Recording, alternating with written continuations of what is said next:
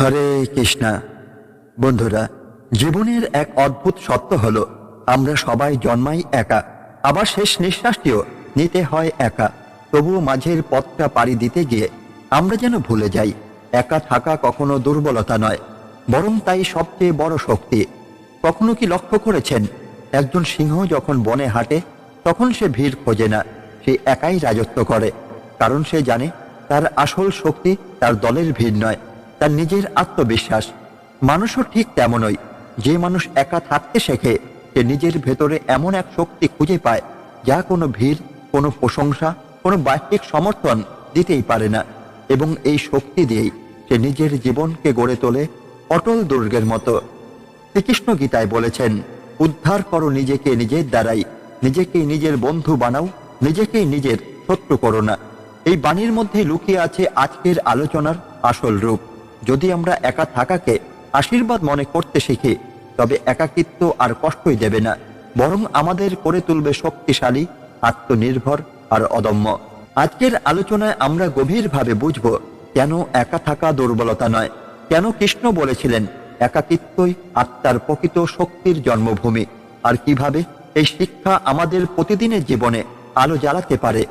তাহলে বন্ধুরা, আসুন আজকের এই অনন্য যাত্রা শুরু করি কৃষ্ণের অমৃত বাণীর সঙ্গে। একা থাকাকে শক্তি বানাও, এটাই আশীর্বাদ। কিন্তু শুরু করার আগে একটি ছোট্ট অনুরোধ রইল, যদি ভিডিওটি ভালো লাগে তবে অবশ্যই আমাদের এই প্রীতি ভালো কথা চ্যানেলটি সাবস্ক্রাইব করবেন, ভিডিওটি লাইক করবেন, আপনার মতামত কমেন্টে জানাবেন এবং আপনাদের বন্ধুদের সঙ্গে শেয়ার করবেন। কারণ আপনার একটি লাইক, একটি কমেন্ট আর একটি শেয়ার আমাদেরকে অনুপ্রাণিত করবে আরও সুন্দর ও গভীর কৃষ্ণ বাণী আপনাদের কাছে পৌঁছে দিতে। তাহলে আসুন শুরু করি আজকের আলোচনার মূল অংশে প্রবেশ। আজ আমরা এমন এক সত্য নিয়ে আলোচনা করব যা অনেকেই বুঝতে পারে না।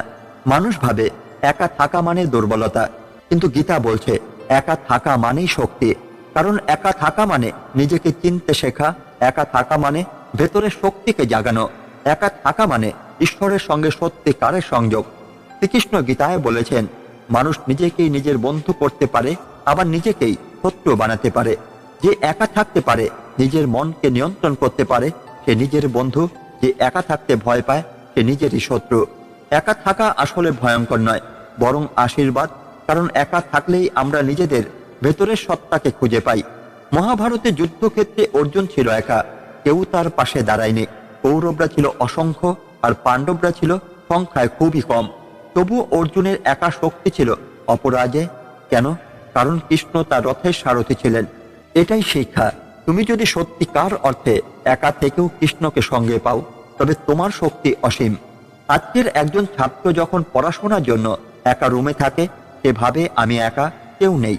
কিন্তু যদি সে সেই একাকিত্বকে কাজে লাগায়, তবে একা থাকা সেই সময় তার জীবনের সবচেয়ে বড় শক্তি হয়ে দাঁড়ায়। কেউ যখন ব্যবসা শুরু করে, প্রথমে সে একা থাকে, কেউ বিশ্বাসই করে না। কিন্তু সেই একা থাকা শক্তি একদিন তাকে নেতা করে তোলে।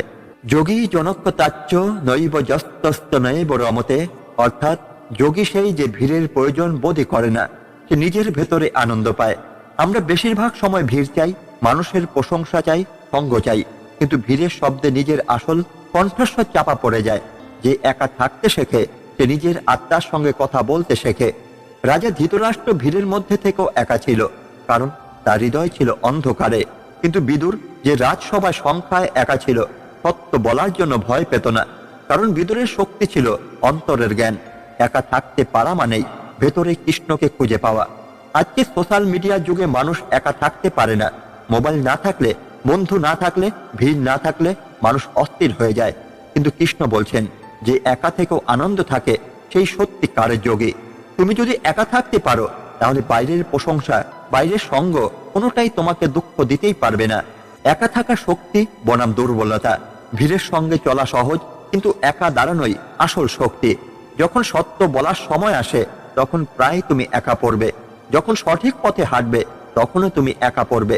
কিন্তু মনে রেখো, ঈশ্বর সবসময় একার সঙ্গেই থাকেন।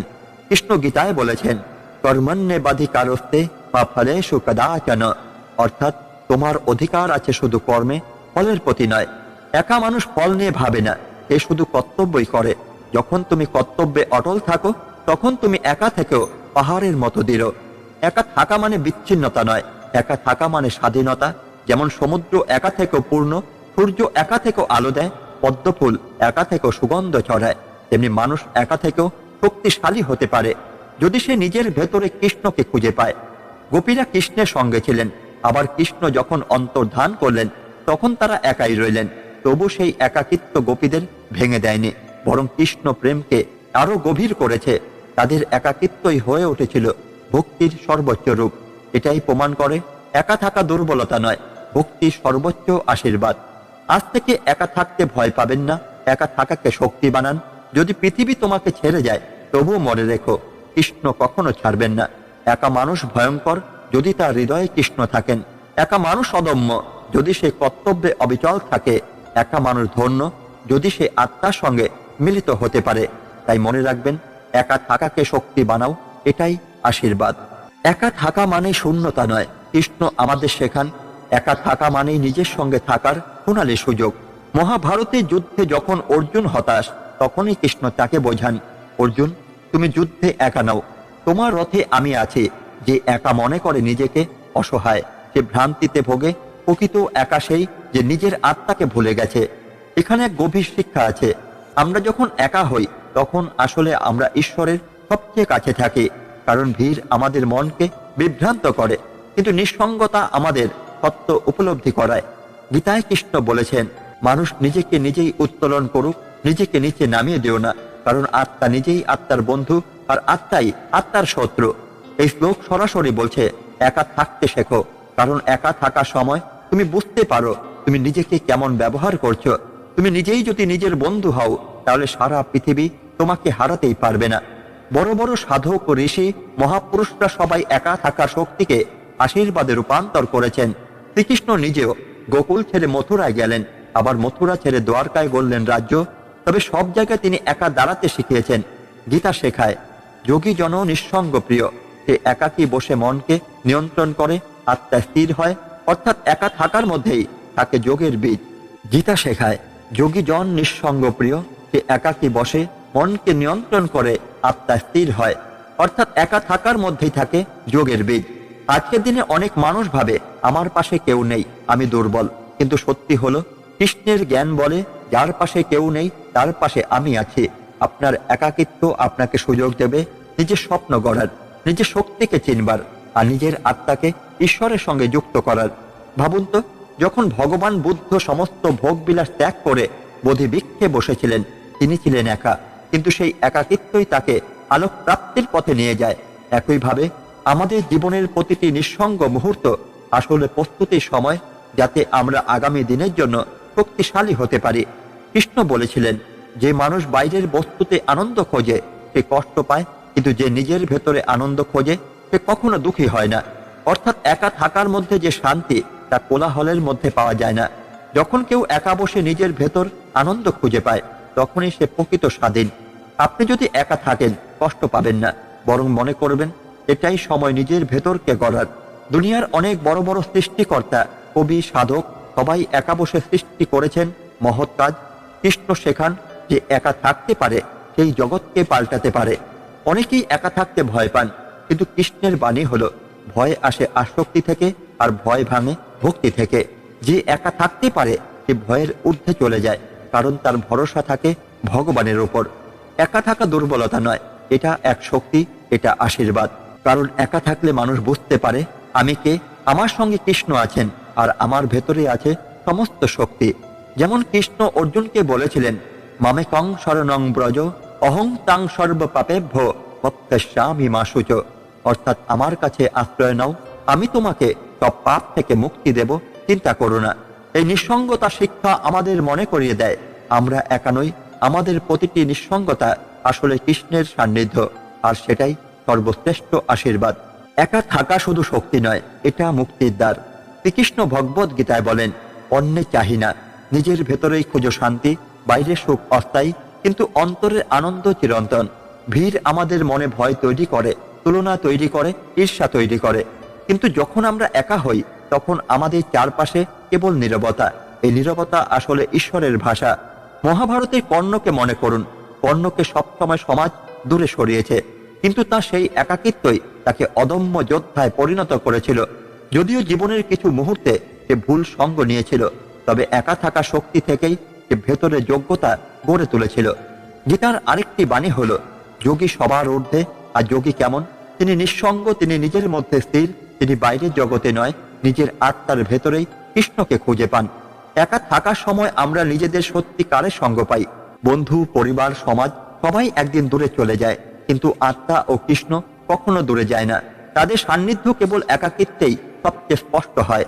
ভেবে দেখুন, একটি বৃক্ষ যখন বীজ থেকে জন্মায়, তখন সেটি অন্ধকার মাটির ভেতরে একা সংগ্রাম করে, কেউ তার পাশে থাকে না। কিন্তু সেই একাকী সংগ্রামই তাকে ভেঙে দেয় মাটির স্তর আর আলোয় নিয়ে আসে। আমাদের জীবনও তাই।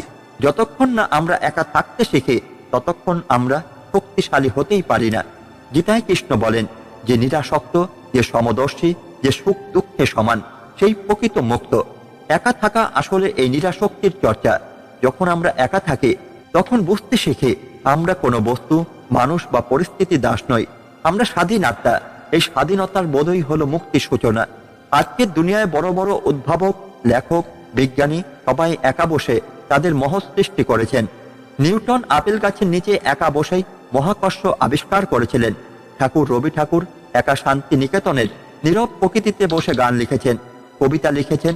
তারা প্রমাণ করেছেন একাকিত্ব অভিশাপ নয়, আশীর্বাদ। কৃষ্ণ বলেছেন, যে ভক্ত আমার প্রতি অবিচল সেই প্রিয়। ভক্তি কখনো ভিড়ে জন্মায় না, ভক্তি জন্মায় একাকী হৃদয়ে, যেখানে মানুষ শুধু কৃষ্ণকে ডাকে। যখন কেউ একা বসে কৃষ্ণের নাম জপ করে, তখনই তার ভক্তি গভীর হয়, কারণ তখন আর কেউ নেই, শুধু কৃষ্ণ আর ভক্ত। অনেকেই ভাবে একা মানেই দুঃখ, কিন্তু কৃষ্ণ বলেন, দুঃখ আসক্তির কারণে, নিঃসঙ্গতা দুঃখ নয়। একা থাকা মানে হলো আত্মাকে বিশ্রাম দেওয়া। একা থাকা মানে নিজের আসল শক্তিকে জাগিয়ে তোলা। একা থাকাকে শক্তি বানাও, এটাই আশীর্বাদ। কারণ এই নিঃসঙ্গতার মধ্যেই আছে ভক্তি, আছে যোগ, আছে মুক্তির পথ। যেমন অর্জুন কৃষ্ণের সামনে দাঁড়িয়ে বলেছিলেন, পরিষ্টে বসনং তব, আমি এখন তোমার কথা মতোই চলব। আমাদেরও সেই শক্তি অর্জন করতে হবে। একা থাকলেও যেন ভেঙে না পড়ি, বরং কৃষ্ণকে আশ্রয় করে অদম্য হয়ে ওঠে। একা থাকার আরেকটি দিক হলো ভয় জয় করার সুযোগ। মানুষ যখন একা থাকে, তখন তার মনে নানা ভয় এসে ভর করে, কিন্তু কৃষ্ণ বলেন, যার ভক্তি আছে তার ভয় নেই। ভগবত গীতার 2য় অধ্যায়ে কৃষ্ণ অর্জুনকে বলেন, অব্যক্তাদিনী ভূতানি ব্যক্তমধ্যানি ভারত, অর্থাৎ জীবনের শুরু ও শেষ সবই অদৃশ্য, মাঝখানে সামান্য দৃশ্যমান। তাহলে ভয়ের কারণ কি? আমরা তো চিরন্তন আত্মা। এই উপলব্ধি একা থাকার সময় সবচেয়ে গভীরভাবে বোঝা যায়। একা থাকলেই মানুষ বুঝতে পারে সে আসলে কি করতে চায়। যখন চারপাশে ভিড় থাকে, আমরা অন্যদের চোখে নিজের পথ খুঁজি, কিন্তু একাকিত্ব আমাদের শেখায় আমাদের নিজস্ব পথ আছে। কৃষ্ণ যেমন বলেছিলেন, নিজের ধর্ম পালন করা ভালো, অন্যের ধর্ম অনুকরণ করা মৃত্যুর সমান। একা থাকতে শিখলে মানুষ নিজের ধর্ম, নিজের কর্মপথ চিনতে পারে, আর সেখান থেকে আসে প্রকৃত সাফল্য। শ্রীকৃষ্ণ বলেন যে নিজেকে জয় করেছে সেই প্রকৃত বিজয়ী। আর এই আত্মজয়ের প্রথম ধাপ হলো নিজের সঙ্গে একা সময় কাটানো। একাকিত্বে মানুষ নিজের দুর্বলতা দেখে, নিজের ভুল খুঁজে বের করে। যতক্ষণ আমরা একা নই, ততক্ষণ আমরা নিজের মুখোমুখি হই না।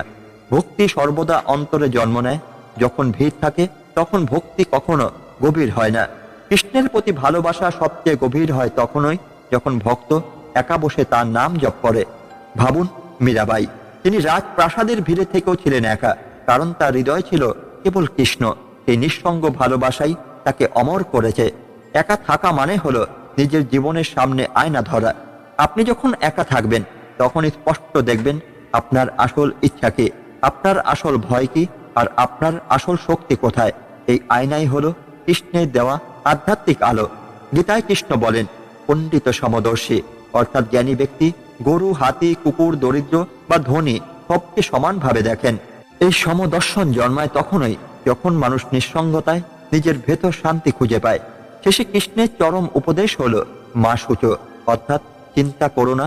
তুমি যদি একা থাকো, ভয় পেও না, কারণ কৃষ্ণ বলেছেন, আমি তোমার সঙ্গে আছি, তুমি একা নাও। একা থাকাকে শক্তি বানাও, কারণ একাকিত্বই হলো ভয়ের ওষুধ, সাফল্যের বীজ, আত্ম উন্নতি সোপান আর ভক্তির পরিপূর্ণতা। এটাই কৃষ্ণের আশীর্বাদ। একা থাকার আরেকটি দিক হলো সেবা শক্তি। যখন মানুষ ভিড়ে থাকে, তখন সে সমাজের মতো হতে চায়, কিন্তু যখন একা হয় তখন সে ঈশ্বরের মতো হতে চায়, কারণ একাকিত্ব মানুষকে ভেতর থেকে জাগিয়ে তোলে। আমি শুধু নিজের জন্য নই, অন্যদের জন্য আছি। গীতায় কৃষ্ণ বলেছেন, যে লোক নিঃস্বার্থভাবে কাজ করে তারই প্রকৃত শান্তি। যখন মানুষ একা হয় তখন সে নিজের মধ্যে চিন্তা করে, আমি এই পৃথিবীতে কেন এসেছি? এই প্রশ্নের উত্তর মানুষ খুঁজে পায় সেবার মধ্যে। তাই মহাপুরুষরা একা থেকেও সমগ্র সমাজকে আলোকিত করেছেন। দ্বারকায় কৃষ্ণ ছিলেন রাজা, কিন্তু তার প্রতিটি কাজ ছিল অন্যের জন্য। তিনি গরিবদের রক্ষা করতেন, ভক্তদের পাশে দাঁড়াতেন, বন্ধুদের দুঃখ ভাগ করে নিতেন। কিন্তু এর মূল শক্তি তিনি পেতেন তার আত্মসংলগ্ন ভক্তি থেকে। একা থাকা তাকে দিয়েছিল অটল স্থিরতা। ভাবুন, যদি আমরা একা সময়টা শুধু দুঃখ ভেবে কাটাই তাহলে আমরা হেরে যাই, কিন্তু যদি সেই সময় আমরা ভাবি আমি কিভাবে অন্যের জন্য কিছু করতে পারি, তাহলেই একাকিত্ব আশীর্বাদে পরিণত হয়। কৃষ্ণ বলেন, যে মানুষ অন্যের কল্যাণে নিযুক্ত সেই প্রকৃত যোগী। শ্রীমদ্ ভাগবতে বলা হয়েছে, যে ভক্ত নিঃসঙ্গতায় কৃষ্ণের নাম জপ করে সেই সর্বোচ্চ ভক্ত। কারণ নিঃসঙ্গতার সময় মন সবচেয়ে স্বচ্ছ থাকে, তখন মনোযোগ ভাঙার কেউ থাকে না, তখন শুধু ভক্ত আর কৃষ্ণের মিলন হয়। একজন কৃষক খেতে একা কাজ করে, তার চারপাশে কেউ নেই, কিন্তু সেই নিঃসঙ্গ মুহূর্তেই সে তার পরিবারকে বাঁচানোর শস্য ফলায়। একজন মা গভীর রাতে একা বসে সন্তানের জন্য প্রার্থনা করে, সে হয়তো একা, কিন্তু সেই নিঃসঙ্গ প্রার্থনাই সন্তানের জীবনে আশীর্বাদ হয়ে দাঁড়ায়। অর্থাৎ নিঃসঙ্গতা শক্তি কখনো একার জন্য নয়, এটা সবার জন্য কল্যাণ বয়ে আনে। গীতায় কৃষ্ণ বলেছেন, যে মানুষ সমানভাবে সবার কল্যাণে কাজ করে সেই আমার প্রিয়। তাহলে দেখা যাচ্ছে একা থাকার শিক্ষা শুধু ব্যক্তিগত শান্তি নয়, সমাজের শান্তির জন্য প্রয়োজন। একা থাকার সময় মানুষ সহজেই কৃষ্ণের সান্নিধ্য অনুভব করে। যেমন অর্জুন যুদ্ধক্ষেত্রে কোটি সৈন্যের ভিড়ে থেকেও একা বোধ করেছিলেন, কিন্তু সেই একাকিত্বই তাকে কৃষ্ণের প্রতি সম্পূর্ণ আত্মসমর্পণ করতে বাধ্য করেছিল। কৃষ্ণ তখন বলেছিলেন, সর্বধর্মান পরিত্যাজ মামেকং শরণং ব্রজ। অর্থাৎ সবকিছু ছেড়ে শুধু আমার আশ্রয় নাও। এই আত্মসমর্পণই সম্ভব হয় একাকিত্ব থেকেই। যারা ভাবে একা মানে দুঃখ, তারা ভুল করে। আসলে একা মানেই মুক্তির প্রস্তুতি, কারণ জন্ম মৃত্যুতে আমরা সবাই একা। তাহলে মাঝের জীবনে একা হতে শিখলে ক্ষতি কি? বরং এতে আমরা শিখি কিভাবে নিজের আত্মাকে কৃষ্ণের সঙ্গে যুক্ত করা যায়। একা থাকাকে শক্তি বানাও, কারণ একাকিত্ব শুধু তোমার ভেতরকে জাগায় না, তোমাকে সমাজের জন্য, ভক্তির জন্য আর মুক্তির জন্য প্রস্তুত করে। কৃষ্ণের আশীর্বাদ সেখানেই, যখন তুমি একা তখনও তুমি একা নও, তোমার পাশে আছেন তিনি। বন্ধুরা, আজ আমরা বুঝলাম একা থাকা কোনো অভিশাপ নয়, বরং এটি এক আশীর্বাদ। এটা থাকলে মানুষ নিজের ভেতরকার শক্তিকে চিনতে শেখে। একা থাকলেই মানুষ বুঝতে পারে তার ভরসা বাইরে নয়, ভেতরে। কারণ জীবনের আসল যাত্রা একা শুরু হয় এবং একাই শেষ হয়। শ্রীকৃষ্ণ গীতায় বলেছেন, যে যোগী একা থাকে, আত্মসংযমী, আসক্তিহীন এবং সর্বত্র সমদর্শী, সেই যোগী প্রকৃত শান্তি লাভ করে। এই বাণী আমাদের মনে করিয়ে দেয়, যখন আমরা একাকিত্বকে আলিঙ্গন করি তখন আমরা আত্মার সঙ্গে এক হয়ে যাই। ভিড়ের চিৎকার স্তব্ধ হয়ে যায়, মন শান্ত হয়, আর আত্মার কণ্ঠস্বর স্পষ্ট শোনা যায়। সেখানে শুরু হয় আত্মার শক্তির আসল উপলব্ধি। হয়তো আজ আপনি একা, হয়তো কেউ নেই আপনার সাফল্যের সাক্ষী হতে, হয়তো কষ্টের মুহূর্তে কেউ পাশে নেই আপনাকে সান্ত্বনা দিতে। কিন্তু মনে রাখবেন, এই একাকিত্বই একদিন আপনাকে এত শক্তিশালী করে তুলবে যে পৃথিবীর সবচেয়ে বড় ঝড়ও আপনাকে ভাঙতেই পারবে না। একা থাকার মধ্যে যে আত্মবিশ্বাস জন্ম নেয়, তাই আপনাকে আলাদা করে তুলবে সবার থেকে। কারণ যারা একা লড়তে শেখে তারাই একদিন সবার উপরে দাঁড়ায়।